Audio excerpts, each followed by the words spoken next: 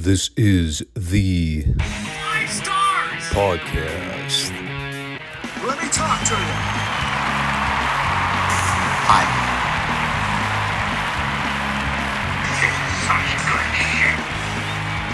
So, what do you guys want to talk about?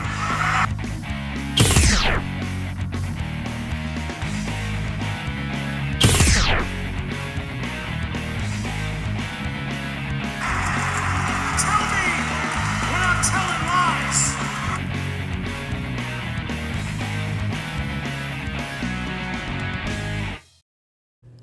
Thanks, guys. Back to you. What's good, everyone? It all seems like the turnaround for these Friday shows comes so quick.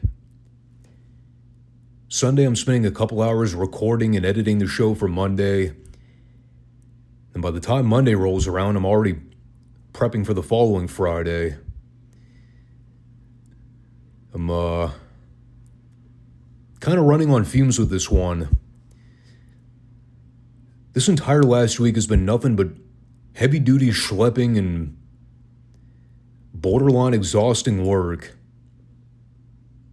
Actually, not even borderline. It has been exhausting work. My gym workouts have been all over the place. Energy levels dipping and rising. I think I read an article recently that they've been doing more studies on creatine powder and how you're really supposed to be taking it more than once a day, at least for proper training. I think I might start doing one in the morning and one in the afternoon before my workouts, because I'm starting to notice that fatigue factor kicking back in at the end. Not always, but it's hit and miss. Today wasn't terrible, but I'm trying to go for consistency, and I have been making steady progress over the last few weeks. I don't want to hit another bump in the road, especially considering how the last year has gone. But we are back for another week of classic wrestling talk here on the Five Starr Wrestling Report podcast, the one that nobody knows but everybody needs. You know the drill by now. Make sure you subscribe, comment, leave a like for me. Please and thank you. We are here on Mondays and Fridays every week for classic wrestling coverage. At least that's the end goal. Doesn't always turn out that way. Summer's been kind to the podcast, and I'm not taking anything for granted. You never know, too. I could drop dead from out of nowhere and no one would even notice. Then what would happen? Well, the podcast would be over, for one. And we can't have that now, can we? I do appreciate everybody that comes back to watch the shows every week. Seems like YouTube's been kind to me in the algorithms as of late. That'll probably change sometime within the next week or two. I can't figure it out. I keep going through these strides of gaining 1 or 2 subscribers a week, and then I'll hit a plateau for like 3 or 4. And I honestly don't know how else to cheat the algorithms. I guess it truly depends on how video engagement goes. YouTube's always fucking with how the algorithms generate attention on videos. Like, it used to be comments and tags, then it was titles. Now I think it's purely based on click-through rate. Be that as it may, it's not going to stop me from doing everything to branch this channel out as much as possible. If I can hit 200 subscribers by the end of 2026, I will consider that an accomplishment. I'm getting there. Still got some work to do. So in the meantime, Y'all want to talk about some wrestling?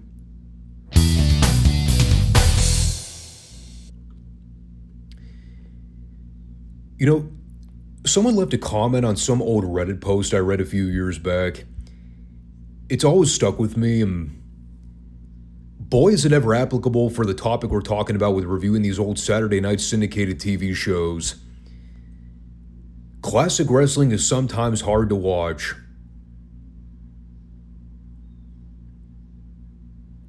It's a black pill,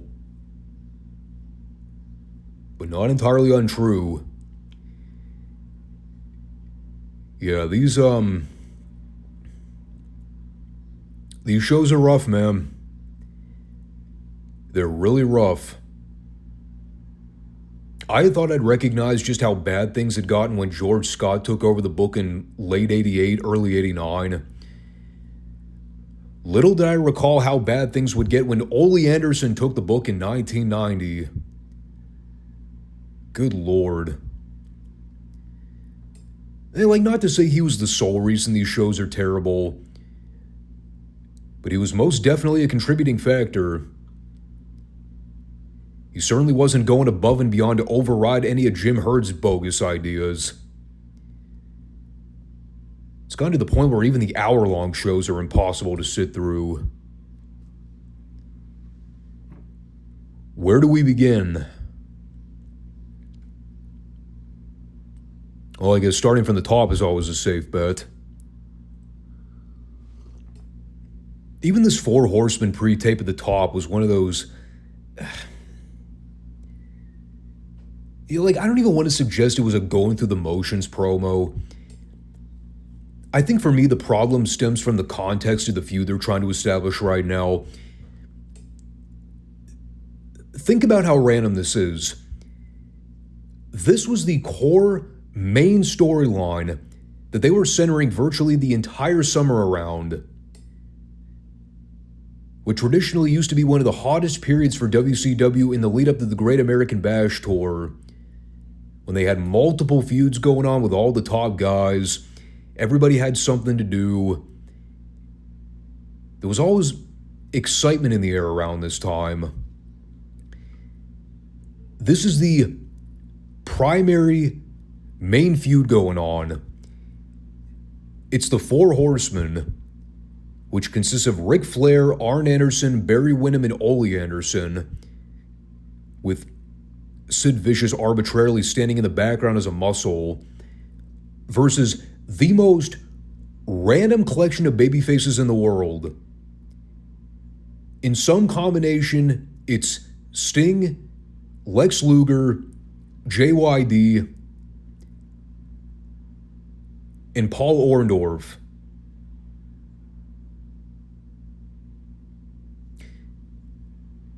Now, it's not to say that those four individuals weren't stars in their own right, but you look at that on paper, and you think, that's your opposition for the Horsemen? It all comes across like they wanted to create a faction warfare storyline for this new version of the Horsemen, but then they realized somewhere along the way after they formed the group, wait, shit, we don't have a set of babyface opponents for them to feud with. Fuck it, let's randomly throw together some top guys and call them, I don't know, the dudes with attitudes. Because that'll get over. And that'll be the main program. Now, if it sounds hastily and carelessly thrown together, you're not crazy. It is also still hard to wrap my head around the fact that there's technically 5 horsemen, even though they're still calling themselves the Four Horsemen, and they're doing the 4 signs with their hands. I get that Ole doesn't wrestle anymore, but he's still been a major part of this 4-on-4 feud. So him getting involved still gives off the impression that it should be 5-on-5. And I know some people will sit there and say, well, J.J. Dillon was the manager for the original Horsemen, and he was never considered an official member. And you're right. At the same time, they also acknowledged on TV that JJ was always the benefactor for the group. He was their financial advisor. Ole never had that role. He served as more of a mouthpiece than anything, but he was still physically getting involved at the time. He was also an original Horseman, so there's that issue as well. Yeah, putting Sid in there just never really clicked for me. But again, this is their main top storyline. And I don't know about you, it's kind of lame, all things considered. It's also kind of silly when you recognize it never led to any kind of War Games match in the fall. I mean, we did get that god-awful six-man at the Bash pay-per-view, and they threw El Gigante on there with the baby faces, which... Ugh.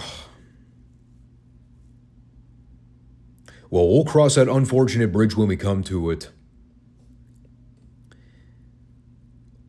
Opening TV bout this week was the Rock and Roll Express taking on Dutch Mantel and Cactus Jack. And I know what you're all thinking, considering the four individuals involved. It was a great tag match, right?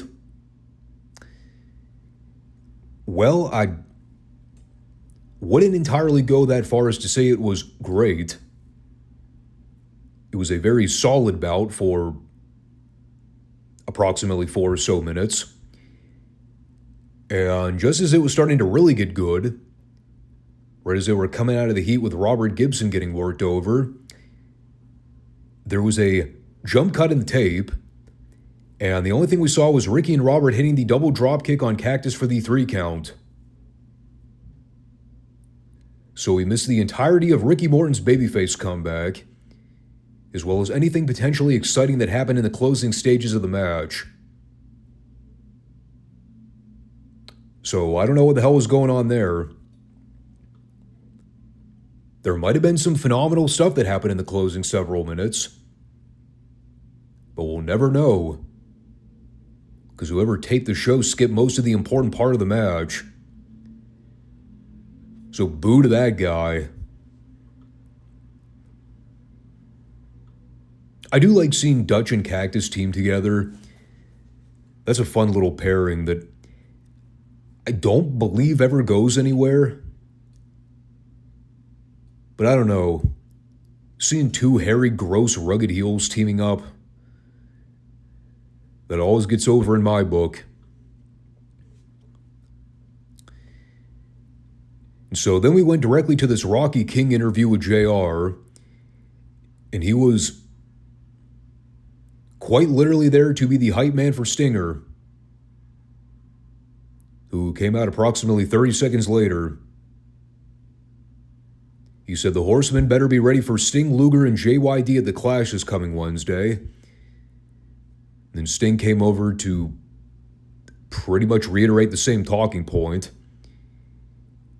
He said he'll be there to ensure that the Horsemen don't interfere in the Ric Flair JYD World Title match. It was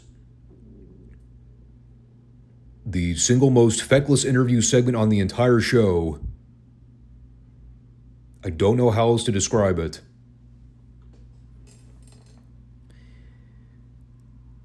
From there, we had Mean Mark Callis versus Max Miles. What I would merely describe as a fine big man squash, but nothing overtly special about it. Which you could argue was the main crux of the issue with the Mean Mark gimmick. The fact that he was an obviously talented guy, but the gimmick was so vanilla and transparent.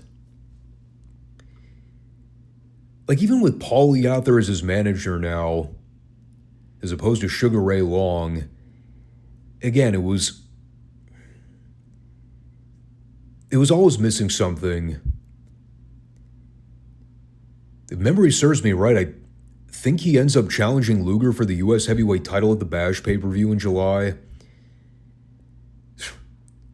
And I'd be lying if I told you I had any memories of the setup or how they even got that feud off the ground. The fact that they didn't have Mark win the belt should tell you a whole lot. I think he may have talked about this on his podcast. Don't quote me on it because I don't actually watch the 6 Feet Under podcast. Not ever since fucking Botox Lips Michelle tried to dominate the whole God Blessed thing. You know, I occasionally see clips of him and I read the comments. Every single time she's on there and she opens her mouth, that whole comment section is just flooded with comments about her. And trust me, they are not positive comments. She is so insufferable. But anyway, I seem to recall Mark at some point talking about how the reason he never re-signed with WCW was that Ole basically insinuated that Mark would never draw money as a top guy and people would never buy tickets to see him. Of course, we all know how wrong he was about that one. But when you look at the way he was being presented on TV, it's like, duh. No wonder. It's because you pigeonholed him as a generic big guy with no personality and no flair. I mean, there's only so much you're going to be able to do with a tall, athletic redhead that occasionally trash talks his opponents. There's just nothing there. He's another Dan Spivey at that point. Not to try to compare Mark Calloway to Dan Spivey, but they're on that same playing field at that point. Leave it to Ole, telling a young prospective star, yeah, nobody's ever going to fork over money to see you, big guy. In your wildest dreams. Sometimes even the legends lose the plot. So then we had this Horseman interview with Arn Anderson, Barry Windham, and Psycho Sid. I am convinced at this point that Sid hasn't taken a shower in the last month. Every single time we've seen him on camera since he came back, he's out there wearing that goofy tuxedo. I don't think he's ever taken it off. It's a perspective that probably shouldn't be as funny as it is. But Sid in a tux? Comedy.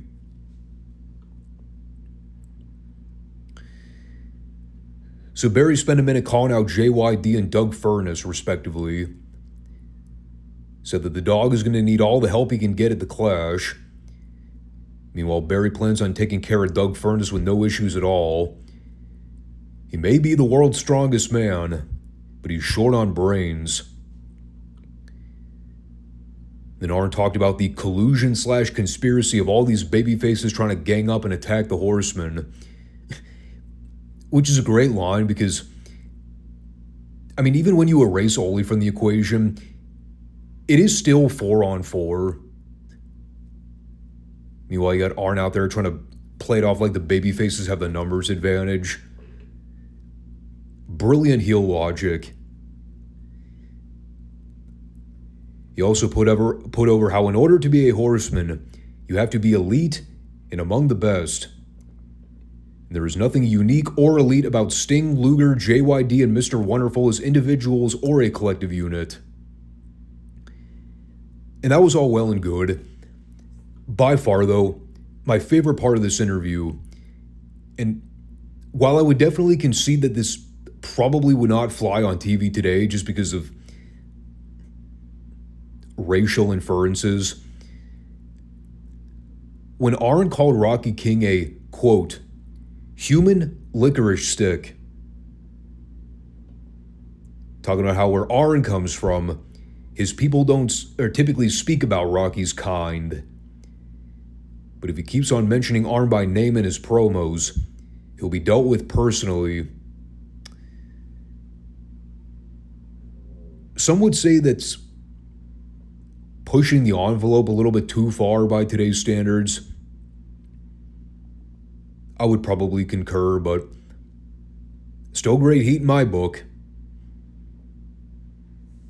Plus, it's double A. It's not like anybody actually thought Arn was a real-life racist. Ole? Oh, most definitely. I'd buy that in a heartbeat. Arn? Nah. He was too level-headed. We then had Mr. Wonderful versus Barry Horowitz. They had Luger out there with Jim Ross to do color commentary. A very poor decision on their part. Not to imply he was bad or anything, just... it was Luger. Hearing him do 90-second promos was always tough to sit through at certain times. Especially when he delivered everything with a boring, monotone voice. Now imagine him doing that for 3 minutes. He was basically there to plug his match with Sid for the Clash. Sid. Not a joke. They're doing Lex Luger versus Sid Vicious at the Clash of Champions.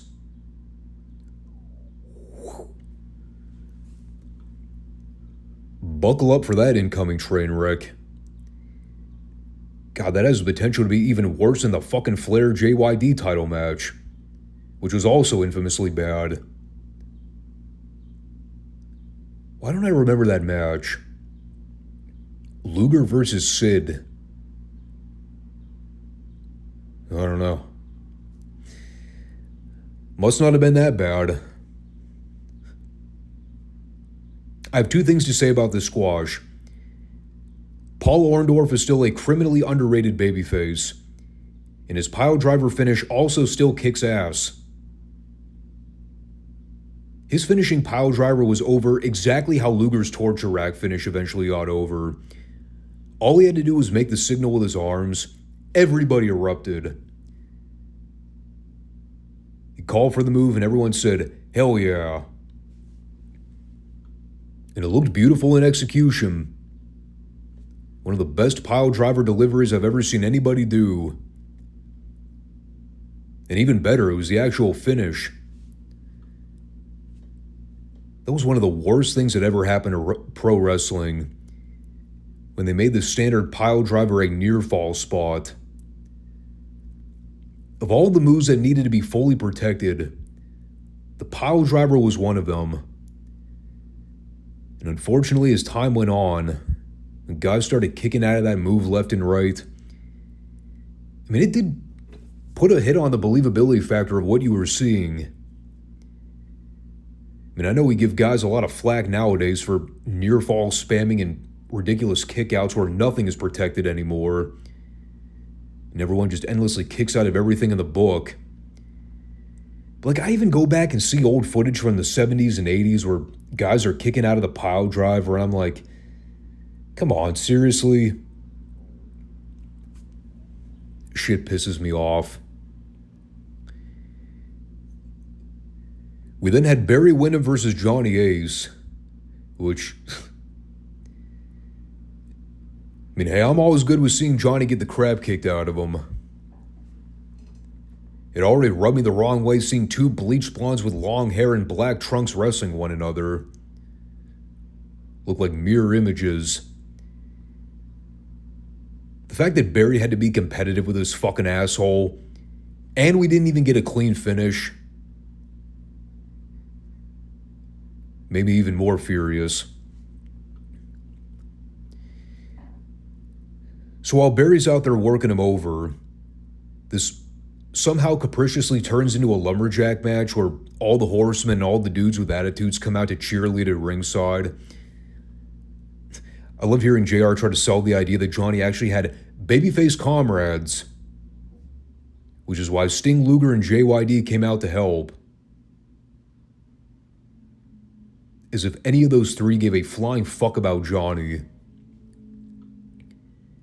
I don't care how hard he tried to kayfabe that. I guarantee you even Jim Ross wasn't buying that BS theory. That Johnny Ace had babyface friends. Get the fuck out of here. And so, well, for literally no reason at all, despite that Barry had the advantage at the time, he still dumped Johnny over the top rope for the automatic disqualification because we, for whatever reason, needed to protect Johnny Laurinaitis from doing a job here in 1990. And that led to this rather comical yet somewhat racially driven angle where Rocky King got in the ring to gyrate and shake his hips to mock Barry. Because, you know, that's a stereotype about black people. They like to shuck, jive, and groove their hips.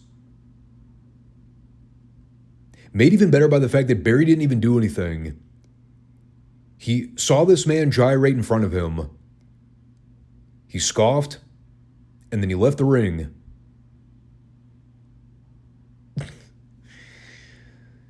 I don't know. Seeing them involve Rocky King in this feud, you know, it's like what we talked about at the beginning with the whole Luger, Sting, Dog, and Orndorff combination. It's a strange collection of babyfaces that don't seem to really fit or mold. Then you throw Rocky King in there as the geeky underneath guy who's just trying to stand up to these bully heels when you know he never stands a chance in a real fight against them.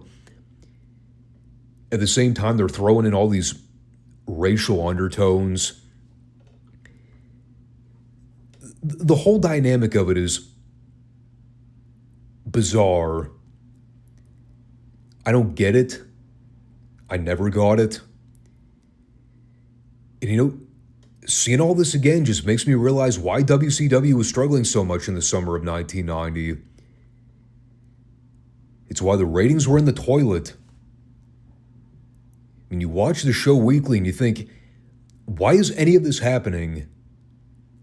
There's no explanation for any of it. Other things I'm wondering about why they're happening. Case in point, who thought it would be a wise idea to let Tommy Rich cut a promo?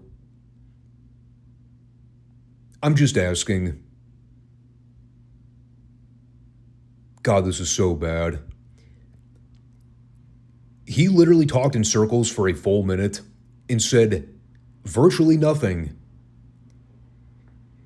In his attempts to put over the dudes with attitudes, he name-dropped guys that are currently not involved in the feud with the Horsemen. He then did another one of those generic do things the right way type spiels where he encouraged all the young kids to be kind and eat their fruits and vegetables and, you know, the kinds of things that made babyfaces hateable beyond belief. Like you wanted to punt them in the balls. And then he kept reverting back to the phrase, lots of things are going to be happening. He said it like 4 times, never specified what those things would be. But by golly, he assured us, big things are coming. Which I think was coded language for, I have no idea what the hell to say, so let me just hype some stuff up without directly clarifying what those things are going to be.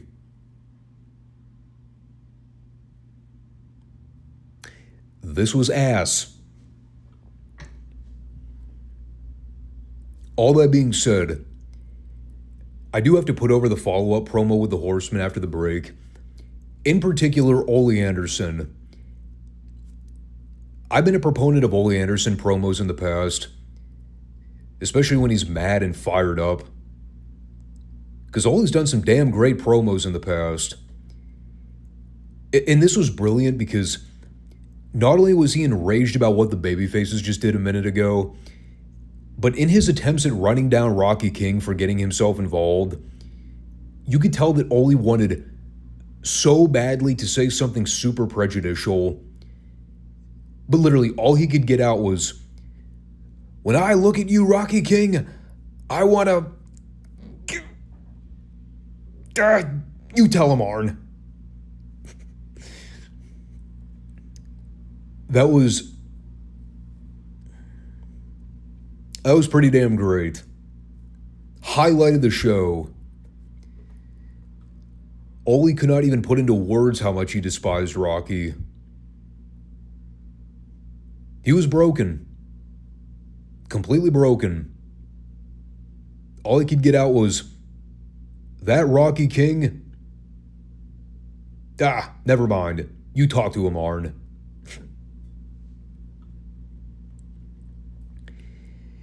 I mean, they're really walking a fine line here with all these racial undertones.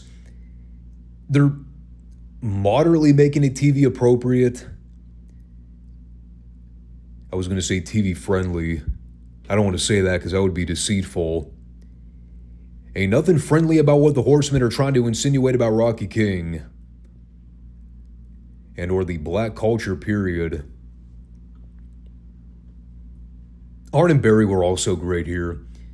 Arn basically said he would talk to Cornette to see if he could buy out the Midnight's contract for later on in their match, so he could take their spot and then wrestle Rocky King on national TV instead.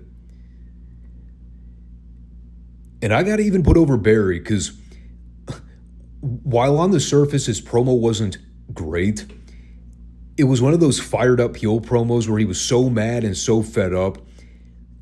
The fact that he was out there stumbling over himself and losing his train of thought, it made it so much better. I think my favorite line was when he goes, "Let me tell you something. I'm a professional. I get paid for this stuff. I don't need to stand here and put up with guys interfering in my matches. I'm a paid professional, damn it."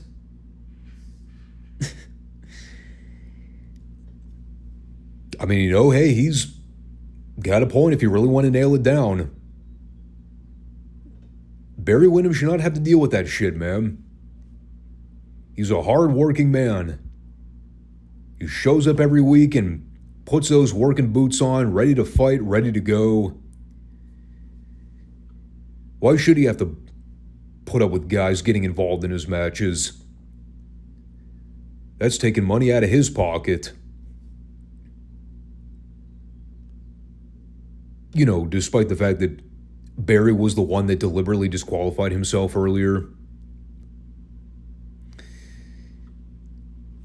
It's great heat getting stuff, man. I never said the Horsemen weren't great bad guys. Despite the wacky nature of this whole storyline, their promos were still on point.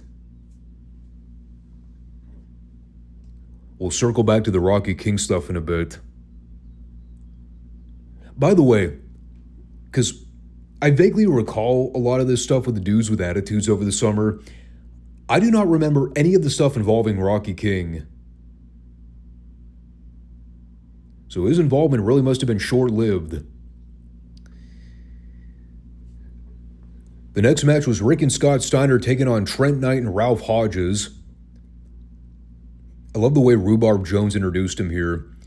He goes, "From Detroit, Michigan, Rick Steiner and Scott Steiner, the Steiner brothers,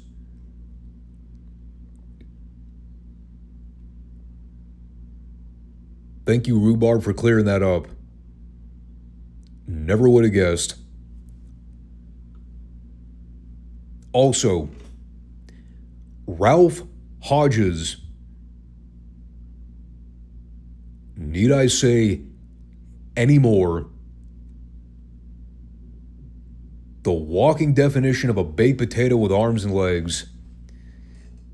This fucking guy right here. Right before Rick put him away with a middle row belly to belly, there was a spot where Scotty went to shoot him off in the corner, the funniest fucking spot I've seen with a job guy in quite some time. Like, this particular moment brought me back to those old studio squashes we used to talk about, with all the clueless job guys like Chance McQuaid and the likes. Just the absolute bottom of the barrel idiots. The ones that didn't know their ass from a hole in the ground. I don't know what this guy was thinking, but he ran stomach first into the corner, knowing that Scotty was also running toward him at the time. Scott took one look at that and said, "Not my house, brother." And so, without hesitation, he wastes zero time. Scott grabs this idiot by the waist. He gives him an overhead German.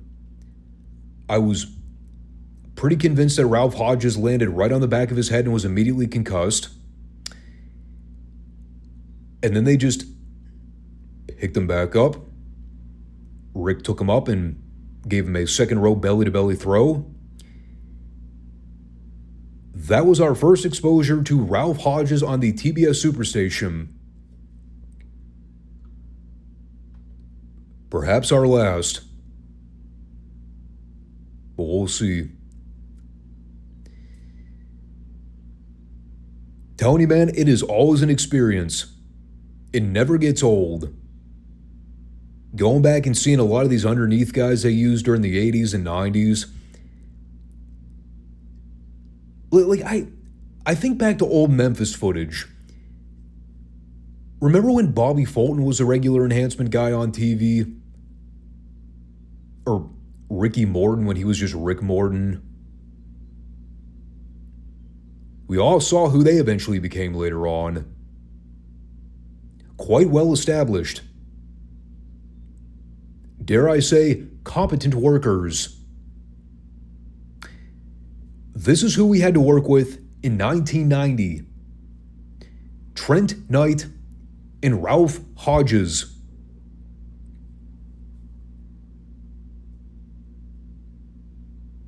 That should have been a clear indication right there that Wrestling Forever was fucked. We did not see the writing on the wall, unfortunately. And we certainly didn't come across many guys like Stan Hansen over the next decade. Tell you that much. Before I talk about Stan's part of the promo, let me quickly address what Paulie said about Mark here. He put over his finishing elbow drop as the heat-seeking missile. That was it.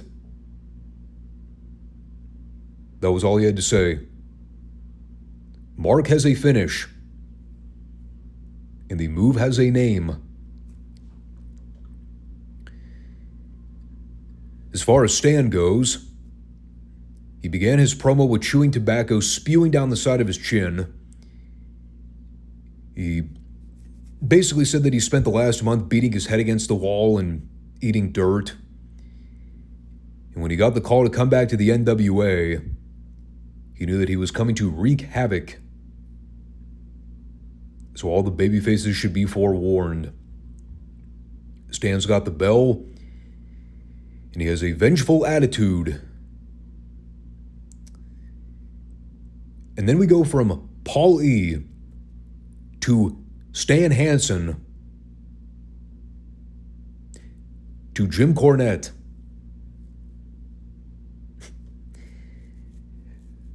The dichotomy of the heel personalities in this pre-tape is quite astonishing. Corny basically confirmed what we already figured would be the case. He voluntarily gave up the Midnight's time slot this week so Arn could have the match against Rocky King. The logic being, the Midnights have beaten every last tag team in existence. So what purpose would it serve for them to go out there and wrestle Tits McGee and Arnold Finster? An honest assessment. Albeit another textbook example of WCW's continual downplaying of the Midnight Express. Now they can't even get a simple enhancement squash without being overlooked. By the way, still the U.S. Tag Team Champions. Remember that. And then we got AA versus Rocky King, where we all know the real question. Did Ole Anderson merely book this match to see a white guy beat the hell out of a black man? You can be the judge of that. Here is everything that went down. And I'm not even being exaggeratory. This was the entire closing 5 minutes of the program. Arn beat the piss out of Rocky for about 90 seconds. The Horsemen hit the ring and started ganging up on Rocky. Then the dudes with attitudes hit the ring to run the heels off. And then they came back from break to do a babyface promo where they all vowed they would stand and unite as a team to combat the Horsemen. That was all. They spent 10 whole minutes hyping up an Arn Anderson Rocky King impromptu main event. They go less than 2 minutes. Rocky gets in little to no offense. Just completely mauled like an absolute dork. And he's not even factored into the post-match. He is immediately forgotten about and swept aside.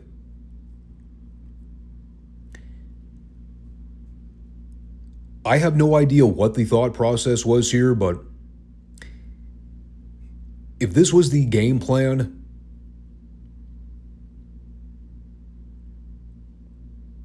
it was poorly executed. And keep in mind, this was an hour show as opposed to 2. You want to talk about reining it in for the week. It didn't put a whole lot of thought into that one, let me tell you. I want you all to keep this in mind. Their selling point for the Clash next week is breaking up all the individual members in this feud and putting them in separate singles matches. It's JYD versus Flair for the title. Who, by the way, Flair didn't even make a single appearance on this week's taping. So I don't know where he was in all this. Lex Luger versus Sid Vicious. Paul Orndorff versus Arn Anderson for the TV title. I'm missing one, I think. Oh yeah, Barry Windham versus Doug Furnas, which is just about as random as it gets. Overall, looking at the card, it's 10 matches that they're going to try to fit into a 2-hour window, plus commercial. So you know that virtually every match is going to be on the shorter side. And while I really don't like doing this kind of stuff, because I know it sort of hinders the viewing experience, let's be honest, this Clash event in Charleston really doesn't have any historical value. So me looking at the finishes ahead of time doesn't really matter all that much. If you don't want spoilers here, just skip ahead several minutes to the Mid-South recap. If you don't care, I'll read it off. Get a load of this because it really paints the picture of just how terrible things had gotten by this point. We had the Southern Boys going over the Freebirds, which I vaguely recall offhand. Tommy Rich beat Bam Bam Bigelow by disqualification. Tom Zank and Mike Rotunda beat Fatu and the Samoan Savage. Mean Mark Callis beat Brian Pillman. The Rock and Roll Express over the Midnight Express for the U.S. Tag Titles. Disqualification. Barry Windham beat Doug Furnas. Lex Luger somehow miraculously beat Sid Vicious. And I still don't know the ironed out details of how that match went down. That'll be a fresh viewing experience for me. Doom over the Steiners for the World Tag Straps. And then JYD beat Flair by disqualification. So we have 10 matches. 3 of them have DQ finishes. Multiple of these matches are standard TV matches that I probably wouldn't even consider booking on the B shows.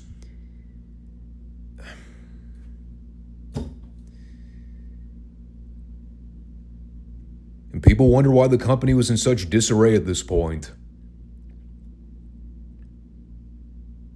The dudes with attitudes. End of sentence.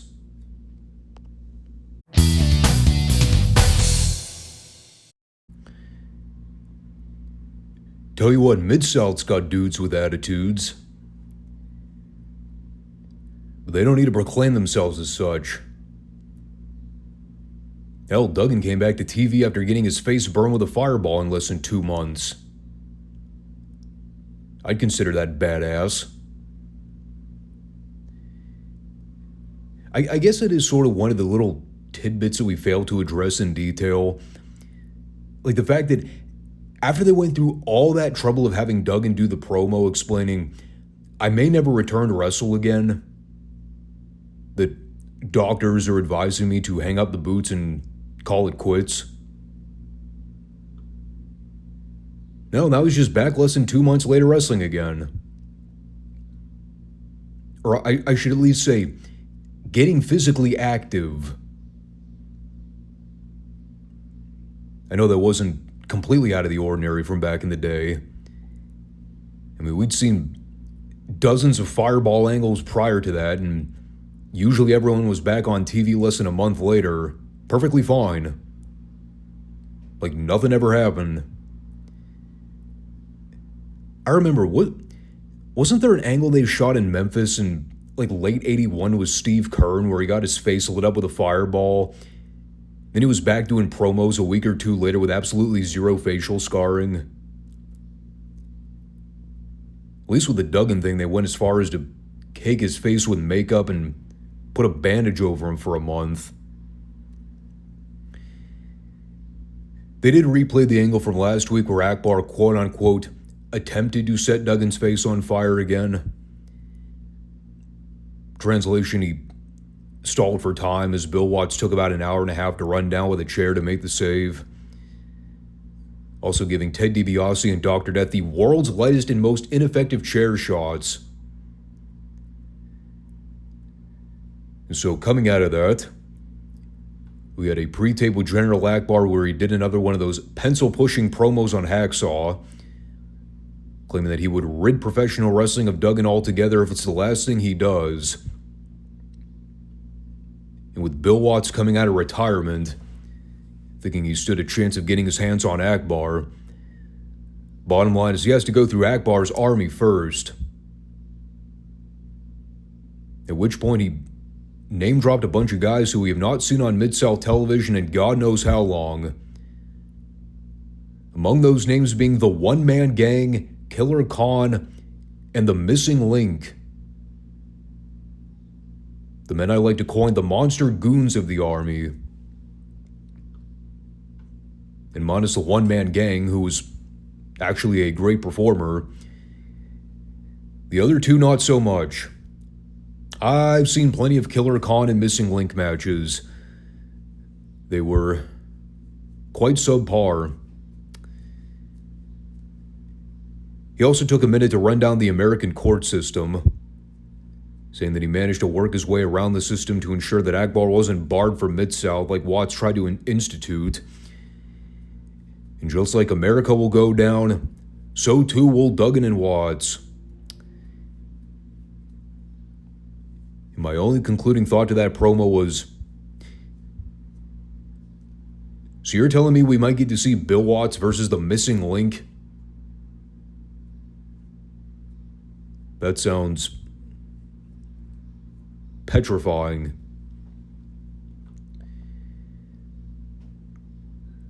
So then we went to the ring for the Rock and Roll Express versus Tom Pritchard and the Bruiser. I think I read somewhere the other week that the Bruiser was actually Terry Daniels. I can neither confirm nor deny that claim, but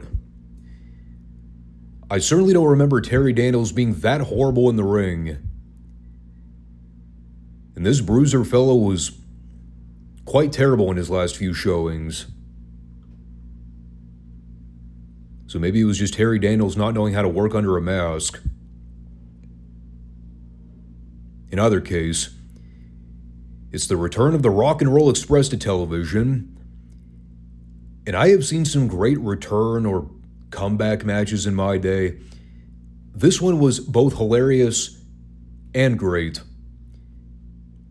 Not only did the Rock and Roll win in about 90 seconds with a double dropkick, the best thing about it was after the Bruiser had slapped Ricky Morton and he just started firing back and smacking the shit out of him, when they hit their double dropkick on the Bruiser, they panned the camera back and showed Tom Pritchard throwing his hands up and shaking his head as he paced around on the floor,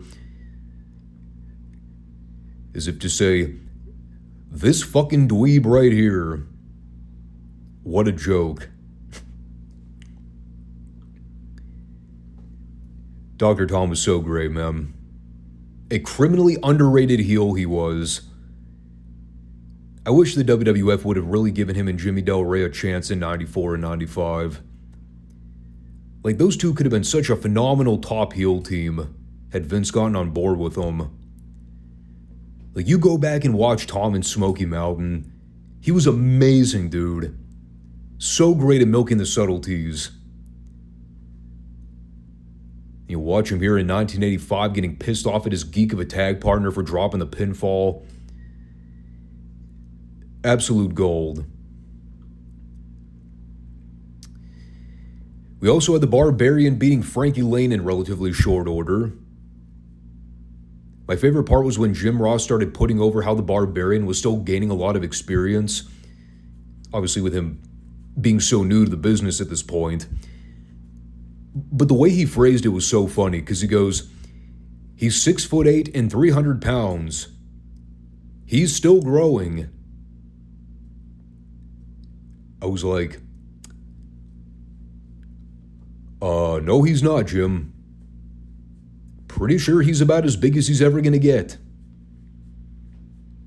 If he was still growing after reaching nearly 7 feet tall, pass me whatever the fuck he's on. Because I want in on some of that. He ended up winning with a full Nelson lock. I believe JR called it the Big Squeeze, which is an epic name for a finish. Kind of all there is to say about that one. And then we had the Dirty White Boys versus Terry Daniels and Wendell Cooley. The real Terry Daniels this time. Allegedly. I was trying to figure out the story here because apparently they shot an angle with the Dirty White Boys destroying Terry's Marine Corps uniform. I don't know, the commentators mentioned something about it in passing. Then Terry proceeded to go after Denton and Anthony like they owed him lunch money. So I had no idea what was going on there. Kind of unusual for Mid-South to shoot a phantom angle and then not show any footage of it taking place. Of course, it didn't really matter in the end because for the second consecutive time on this week's program, after they made a fool of Terry Daniels in match number 1 getting fed to the Rock and Roll Express in under a minute, then they turn around a few segments later and have him get served up to the Dirty White Boys. This time as himself. So that's 2 times in less than 10 minutes that we've seen Terry Daniels' job. Once as a heel and then once as a babyface.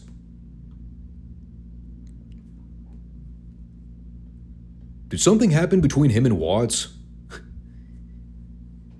Did he accidentally spit in his coffee or something? Because poor Terry got the shaft this week, man. Poor guy. I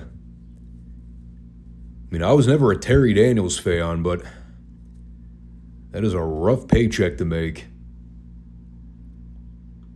Like, they even had Terry out there trying to hype up the fans and rally support for the babyface team. Then he missed his own dropkick and got taken advantage of like a total schlub. You know what they say? At that point, he may as well piss in his mouth while he's down. I also had very little to say about the Snowman versus Pat Rose. I will note that the Snowman managed to trip over his own foot attempting to give Rose a back elbow. Your guess is as good as mine. He also gave Rose a power slam where he nearly lost his grip after turning him over. And Rose came precariously close to having his feet get caught in the ropes. I think the message is still the same. The Snowman still sucks. He looked great physically. But watching him work was like watching a deer on ice skates, dude. He was no good.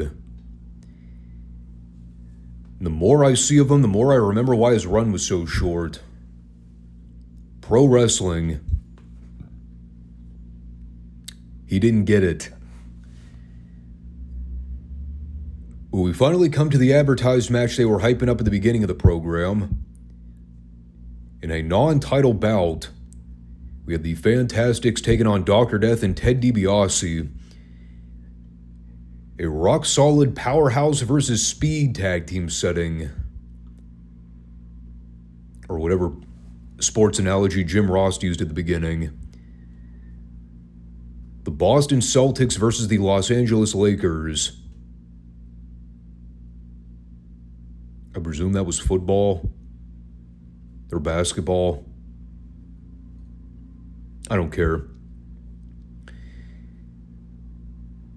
So we saw the return of the Fantastics last week. At the time, they appeared to be kickstarting some kind of feud with the Dirty White Boys. They had a match that ended in a time limit draw at the end of the show. And so this week, they're out there wrestling the Mid-South Tag Team Champions and having a fairly competitive back and forth match with them. And based on the finish they did here, it would appear that they're also going to jump right into this feud. Which I guess would eliminate the Rock and Roll Express from title contention, even though I thought they still had unfinished business to settle with DiBiase and Dr. Death. It's so funny when I go back and listen to some of the reactions Fulton and Rogers were getting at this time. And I remember this being an issue with the Rock and Roll Express at various points as well. Where like all the girls would unanimously cheer for him, and all the dudes would boo the shit out of him. That was a constant throughout this match. Anytime Bobby and Tommy were in control, you could audibly hear every single male adult in the room just shitting all over these two. It was so wild. Like every guy at the Irish McNeil Boys Club was apparently an incel that never got laid in their life. Holy cow, they were so bitter. But they had a great story going where the babyfaces worked over Dr. Death's arm at the beginning after he missed a charge in the corner. Took turns working that over until DiBiase came in and cut Fulton off for a bit. That was where you started to hear the audible, "Go, Bobby, go, no" chants. And guess who the people were chanting no? Hint. It wasn't the girls. And that eventually led to DiBiase missing an elbow drop on Bobby so he could get the hot tag. And as all four guys went at it, Pee Wee Anderson tried to hold back Bobby so that Ted could load up the gimmick glove. Then he knocked out Tommy with a right hand when he went to try to give Dr. Death the head scissors takeover in the corner. And this was clever too, but I liked how they gave an outing for Bobby Fulton as well. Because right as he tried to go after DiBiase on the apron, Williams came in from behind and clubbed Fulton over the back of the head with his cast. And that way both members of the Fantastics were laid out as Dr. Death went to secure the cover and get the 3 count. A lot of activity going on at the end. But it was a super fun match. Kind of interesting to see them already beating the Fantastics after their second week back. It does seem like they're kind of rushing into this program, and maybe that was a last-minute decision with the Cowboy, knowing that the Rock and Roll were leaving relatively soon. Not suggesting they shouldn't have done this finish. It was perfectly fine what they did. But the timing did seem a little bit hasty. Like normally you see guys rack up at least a few TV wins before they start getting jobbed out. Here, not so much. It was followed with Edgar Boo Thomas versus Terry Taylor. This is another thing they rapidly dropped from out of nowhere. And I don't entirely know the reason behind it. Remember when they paired Thomas with Dr. Death and had those two form a brief tag team together? I think they mentioned how they were both college colleagues or something like that. Or they knew each other from childhood. I don't know, they had something going on with those two for a little bit, and then they put Williams with DiBiase and seemingly forgot all about Boo Thomas. Now he's just out there by himself with no backup and no reinforcement. He's just a guy. And since the last time we saw him work, well, he really hasn't improved any. I vaguely recall seeing him and Taylor work before, but I think there was a lot of falderall going on there to where the match had, well, it came off a lot better than it should have. We'll just say that much.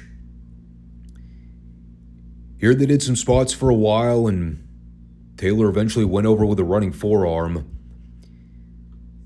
There was a weird spot at one point where it looked like Taylor had called for the running forearm, but Thomas tried to block it. So you see Taylor kind of grab him in a waist lock and spend a few seconds stalling until he gave him a back suplex. And I think you could tell he was trying to communicate a setup for the forearm after the fact. Something wonky happened there at the end. But a lot of it goes back to the snowman thing. You know, with Watts pushing this anti-JYD agenda.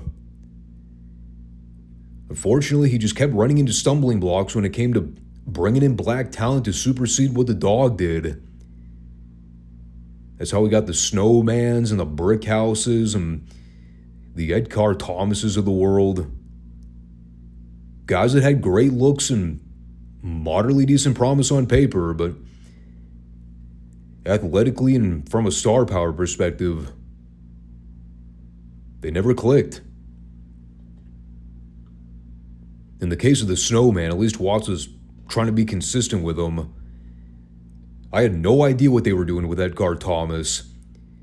You know, he's randomly appeared and disappeared over the last several months with zero direction. You know, it kind of looked like at one point they were potentially setting him up for a North American title feud with Taylor, but well, that went nowhere. I just kind of figured Watts cut ties with him and let him go, but nope, still around. For how long, I have no idea. Hopefully not that much longer. And that left us with Bill Dundee taking on the champion to close out the remainder of airtime. Boyd Pierce walking that fine line by making sure he didn't refer to him as the Nightmare this week. No, Eddie Gilbert made us aware that he will now be referred to as the champion, now that he carries the top regional belt. I mean, Dundee got a little bit of flurry of offense at the beginning, but it was by and large a one-sided squash. Wasn't exactly sure what was going on at the finish here, but some looked a little clunky in execution. Well, first of all, they had Eddie Gilbert standing on the apron for basically a full minute while Dundee had the champion in a sleeper hold. You could obviously tell he was trying to get involved somehow, but again, he was just standing there awkwardly, not doing anything for the longest time. To the point where I'm just yelling at the official, like, dude, get the fucking guy down from the ring apron. You can absolutely see him. But of course, they needed him there, so when the Nightmare went to kick Dundee, he would go flying into Gilbert, who I believe was supposed to sucker punch Dundee with a gimmick. Instead, we basically had Dundee running into Gilbert's knee and selling it like he got blistered in the head with a frying pan. Then finally, the ref went over to talk to Gilbert. So the champion loaded up his mask and headbutted Dundee to get the actual pinfall. I don't know what was going on there. Bit of awkward miscommunication, it would seem. That being said, I like what they're doing with Eddie and Moondog.